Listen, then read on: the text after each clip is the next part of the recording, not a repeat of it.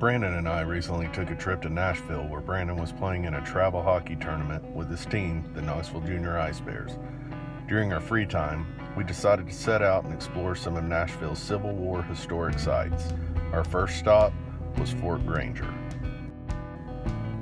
Fort Granger was a Union fort built in 1862 in Franklin, Tennessee, south of Nashville, after their forces occupied the state during the American Civil War.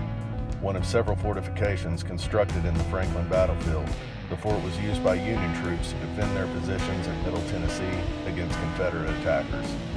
The Second Battle of Franklin in 1864, part of the Franklin-Nashville campaign in the Western Theater, was the most notable engagement of this area during the Civil War.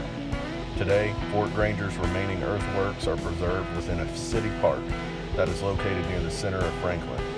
Fort Granger is listed on the National Register of Historic Places. The site is accessible to the public via a trail from Pinkerton Park. Its grounds include a boardwalk offering a view of the Harpeth River and extending through part of the fort site. After the Union Army captured Nashville in early 1862, Union troops under the command of Major General Gordon Granger occupied Franklin within a few weeks. The Union Army, fearful of local unrest and Confederate guerrillas, began planning and construction of an artillery position to protect the Nashville Railroad line nearby.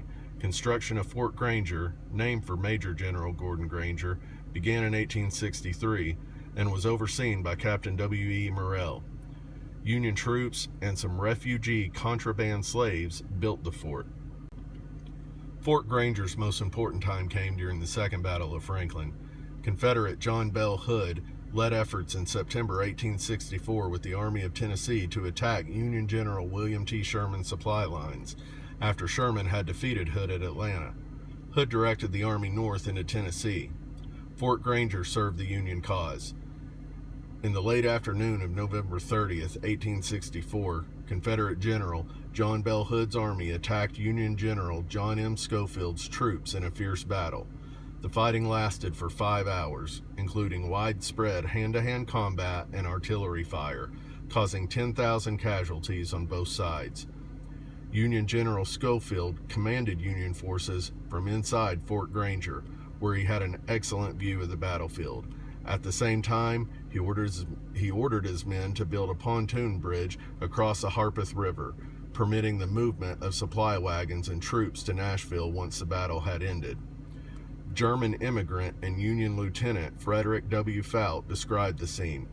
From our post at Fort Granger, we could see every troop and every gun in our line, as long as it was day and the cloud of gun smoke allowed it.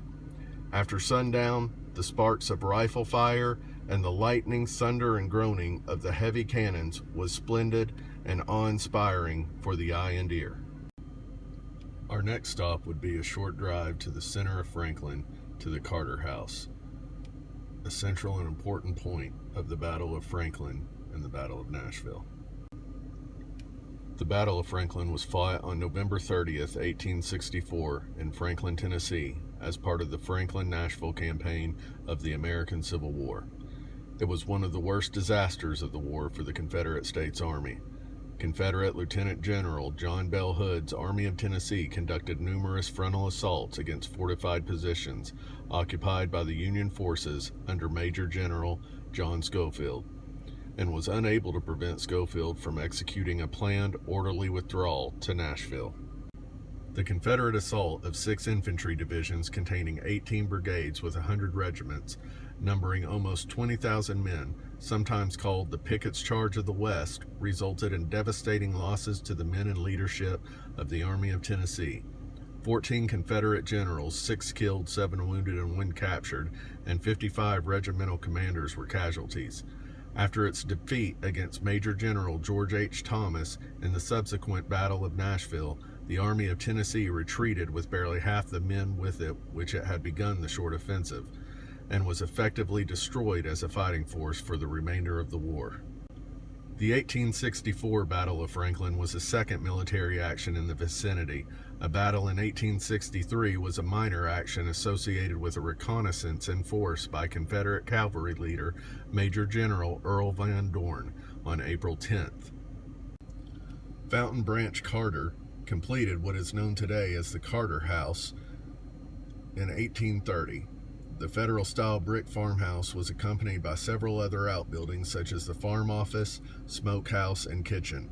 In the 1850s, Carter built a cotton gin on his property that became a much-remembered landmark during the Second Battle of Franklin in 1864.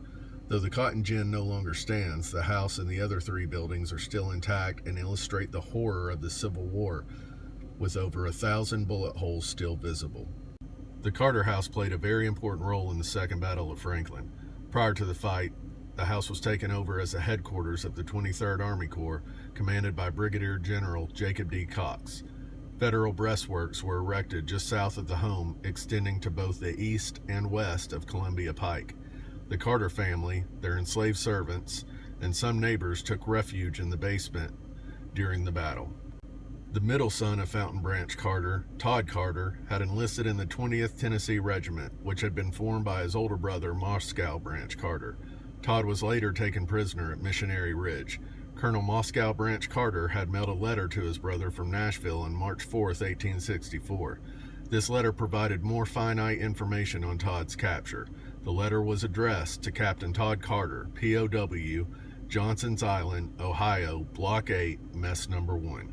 The letter contained a good description of the Union occupation of Franklin, Tennessee, and also added, quote, "I have a little piece of news that you may not have never heard before. After your capture, your horse swam the river and returned to camp in full rig. The boys thought for a long time you were killed, seeing your horse without you." However, Todd was not at the Johnson's Island prisoner camp to read his brother's letter when it arrived. The story told by his family is that Todd made a daring escape prior to the post date. While crossing the state of Pennsylvania en route to a northern prison, Todd, riding on a moving train in the pitch-black northern night, had pretended to be asleep. His feet resting on the train window, his head was in his seat companion's lap. When a guard who had been patrolling the train looked the other way, Todd's seating partner pushed him out the train window. When Todd's absence became known, the train conductor stopped the train and a hunt for him scattered throughout the countryside.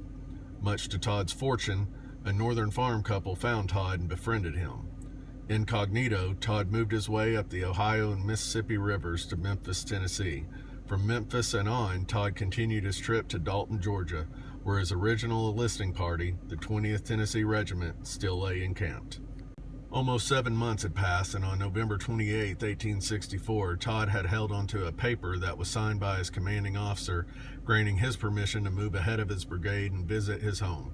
Todd's family was in Franklin, Tennessee, less than 25 miles away. Unfortunately, Todd's family were not the only ones waiting at his home. Also at his home waited the Union Army of about 20,000 men under General John M. Schofield, who had marched to join the forces of General George H. Thomas at Nashville.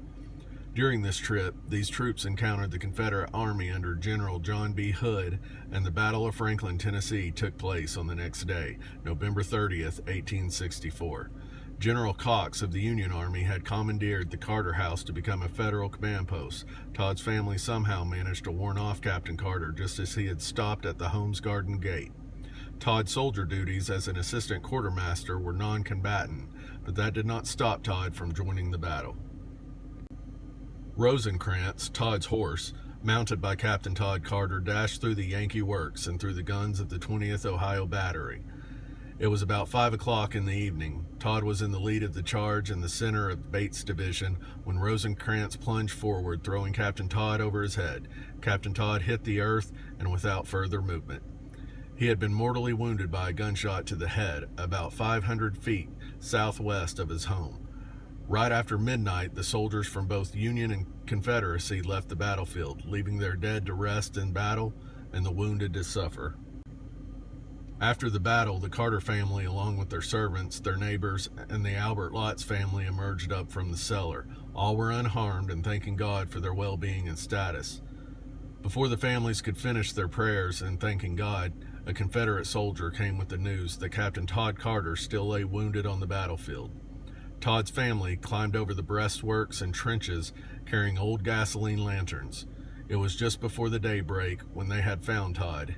He was still laying on the cold ground, incoherently calling out a friend, Sergeant Cooper's name. Nearby lay Captain Todd's horse Rosencrantz, large, gray, and beautiful, even in death. Nathan Morris, captain of the litter bearers, Mr. Lawrence, and Mr. L.M. Bailey of Alabama, moved Captain Todd into what was left of the family room wrecked by war. The regimental surgeon, Dr. Deering Roberts, probed for a bullet in Todd's skull, while his young nieces, Alice Adelaide McPhail and Lena Carter, held over a candle and small lamp. Despite any efforts of his family and Dr. Roberts, Todd Carter still met death on December 2, 1864, at the young age of 24 years old. Todd died in the front sitting room across the hall from the bedroom where he had been born. This is one example how lives of the Americans that came before us were affected by the Civil War, which had torn our nation in half. Though it is not the brightest memory of our nation, it is our history and should always be honored, along with all those who took part in it. Join us next week as we set out on a permission within the area of the Battle of Franklin. We'll attempt to unearth some of the lost history of our nation.